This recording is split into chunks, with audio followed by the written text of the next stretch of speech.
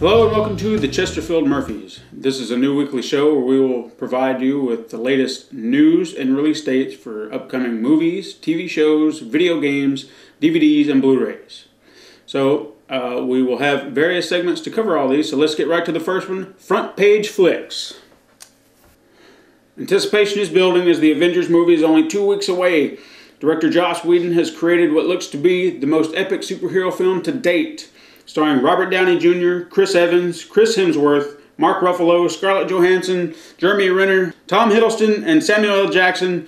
This massive superhero flick arrives on May 4th. In related news, Marvel Studios has cast Guy Pearce for a role in Iron Man 3. Pearce, star of such movies as Memento, The Hurt Locker, and the upcoming Prometheus, will play Ulrich Killian, who is the geneticist responsible for creating the Extremis. This follows a very popular storyline written by Warren Ellis. Iron Man 3 will be written and directed by Shane Black, who is best known for writing Lethal Weapon, Kiss Kiss Bang Bang, and starring Robert Downey Jr., Gwyneth Paltrow, Don Cheadle, and even Ben Kingsley as a yet unnamed villain. Iron Man 3 arrives May 3rd, 2013. Warner Brothers has announced they have hired Brad Peyton, director of Journey 2 and Cats and Dogs 2, to bring DC Comics character Lobo to the big screen. Everybody's favorite bounty-hunting Bastich is best known for his super violent content, while Peyton has not really been shown anything more than family fare. No word if this will be PG-13 or R, but we'll keep you posted as we know. Everyone's favorite mutant returns, the Wolverine, looks to start production soon in Australia. The story follows Wolverine's journey to Japan, which will be based on Chris Claremont and Frank Miller's classic story. Whether it follows the comics directly or loosely is unknown. Release date July 26, 2013. Here we have a look at Anthony Hopkins as Alfred Hitchcock in the upcoming biopic Hitchcock, which chronicles the making of the movie Psycho. Alongside Hopkins is Helen Mirren as his wife, Scarlett Johansson as Janet Leigh, Jessica Biel as Vera Miles, and James D'Arcy as Anthony Perkins.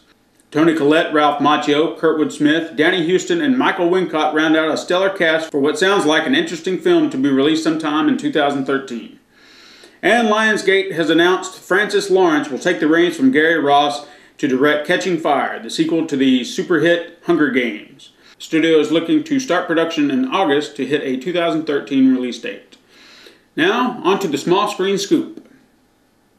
Hannibal Lecter is coming to the small screen in a new series on NBC. Producer Brad Fuller has described his vision of focusing on Lecter's origins for the first few of a proposed 7 seasons.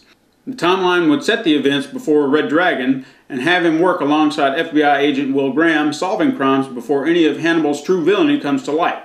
13 episodes have already been ordered by NBC, but no word yet on when the show will air. Fans of the short-lived but much-loved series Arrested Development can rejoice as the Bluth family returns for 10 episodes to premiere exclusively on Netflix. Show creator Mitch Hurwitz plans to release all 10 episodes simultaneously and would love to see 2 more seasons follow. And even though there's a proposed movie in the works, Hurwitz says it doesn't ultimately spell the end for their bizarre misadventures. Fox's super phenomenon Glee will see Perez Hilton and Lindsay Lohan guest star as Nationals competition judges on the season finale airing May 15th. Jimmy Fallon welcomes President Barack Obama to late night on April 24th. I'm sure security will be beefed up just in case Ted Nugent decides to drop in. And on a sad note, TV icon Dick Clark passed away this week at the age of 82.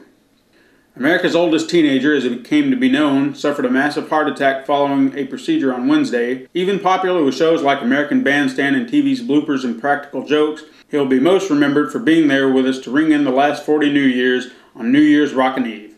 Farewell to this legendary gentleman. And now on to the gaming goods. This week, Sony announced God of War Ascension for the PS3, which is set as a prequel to the first game, focusing on Kratos' life as a mortal. But after murdering a pantheon of gods, one wonders who's left to slay. More to come as this is announced. Rocksteady tweeted a tease this week to the upcoming DLC for Arkham City, which has all signs pointing to everyone's favorite clown princess of crime, Harley Quinn. No word on a release date as of yet. THQ Executive VP Danny Bilson announced that Darksiders 2 had been delayed until August with no exact date set in stone. Rumors circulated about the delay pointing to recent layoffs or even the impending Wii U launch, but Bilson insists that it's only for final polish. Mario will be jumping his way onto the new Wii U console. Mario creator Shigeru Miyamoto has confirmed that a new Mario Bros. Title will be shown at E3 this year. The game looks to showcase the console's new tablet interface and HD graphics. A new Pikmin title is also planned to be shown as well. Game Freak has announced the release of Pokemon Black 2 and Pokemon White 2, which sound more like sequels than a new version. However, at closer examination, it does seem to be two new versions with a new city to explore and new gym leaders to battle. Japanese gamers will get the release on June 23rd, while North American gamers have to wait until the fall. And on Tuesday, Halo 4 had its official release date announced as November 6th of this year. Halo 4 picks up where Halo 3 left off and plans to be the start of a new trilogy while simultaneously rebooting the franchise, giving gamers a fresh take on the series. We'll see if it delivers this fall. And now on to Disclosure. Fox has announced plans to convert 2005's iRobot to 3D Blu-ray in what seems to be a clever sales tactic to make what is old new again. Post-3D conversion in theaters are constantly bashed for poor quality, but Fox has teamed up with JVC, who looks to have advanced the technology. If this endeavor proves profitable, no doubt more films will be subjected to this treatment. No word yet on the iRobot release date. The second season of AMC's The Walking Dead will be released on DVD and Blu-ray on August 28th. 2 editions will be released, one being a simple version with the season's episodes and special features including 5 audio commentaries, deleted scenes, behind the scenes, and a featurette called Cut Material. The limited edition set will feature a zombie head sculpture designed by Todd McFarlane. Disney's critically praised box office disaster John Carter hopes to break even in 5 years after the film arrives on DVD and Blu-ray June 5th. Blu-ray and 3D Blu-ray extras include audio commentary with filmmakers, bloopers, deleted scenes, and more.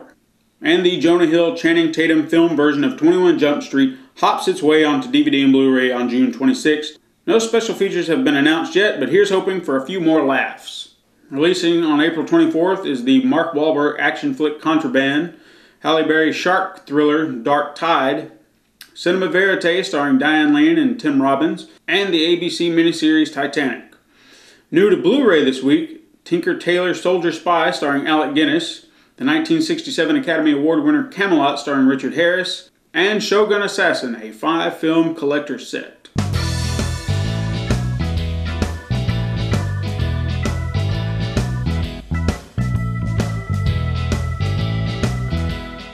Well, that's all for this week. I hope you've been well informed. If you have any suggestions, reviews, comments, or questions, please send us an email at pencilandpaperproductions@yahoo.com. Thanks for watching, and we'll see you next week.